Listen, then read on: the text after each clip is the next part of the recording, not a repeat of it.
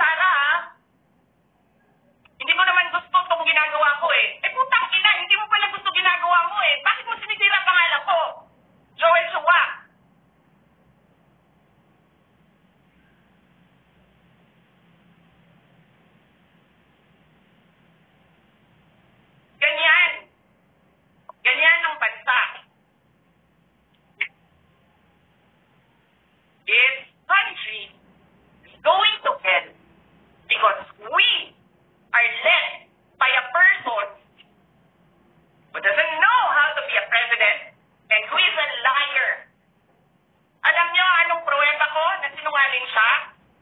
Tinanong ko, dalawang businessman. Matagal na sa negosyo ng bigas.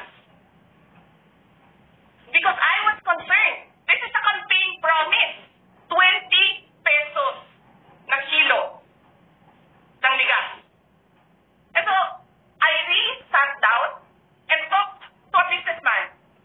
Sabi ko, sabihin mo sa akin kung magagawa ba yung 20 pesos. Sabi niya, hindi. Napaka-imposibleng gawin yan. Because more than 20 pesos ang cost. Paano ka magbenta ng palugi? So, tinanong ko, nagsinungaling ba siya nung sinabi niya? And then, he said outright, yes. It's either he did not know what he was talking about, so incompetent, or he was lying through his teeth to get the votes of people. Tingnan nyo, yung mga tao ko, dyan sa envelope na yan, Lisa Marcos, naalala mo, nagpadala ka sa akin ng video? Sinabihan mo ako saan kukunin ang pera.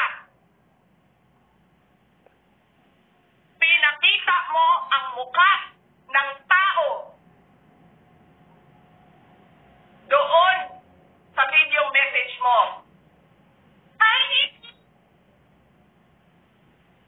This is she's been working with us for the longest time. We trust her. You sent me written instructions about money. Millions a month. Anong nakalagay doon sa envelope? DepEd. Anong ginawa ko? Binigay ko sa DepEd.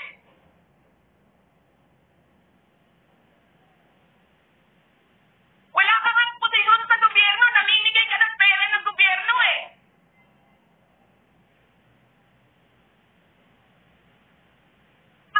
Di ba? No? Yung tangal sa mga kasama ko. Ako pito sa Vice President.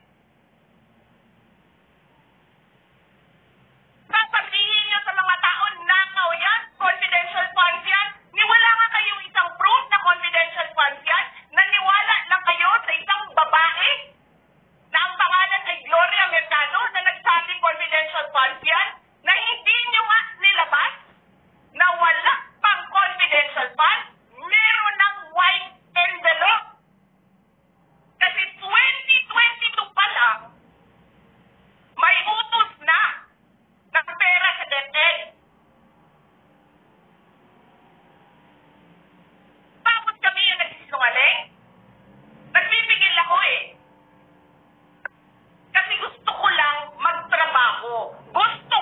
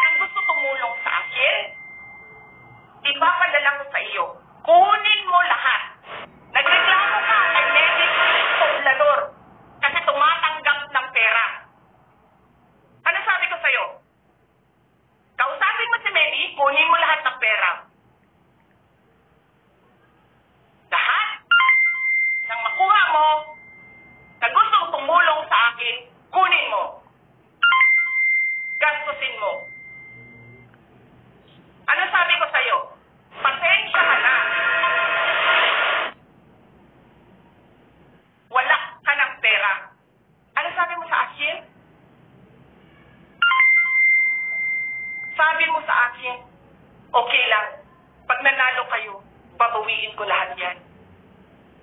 Hindi ko naman alam. Ang buong akala ko, babawiin mo sa negosyo mo. Legitimate businessman ka naman eh. Mina, pagsira sa kalikasan, legitimate na pagsira sa kalikasan, negosyo mo,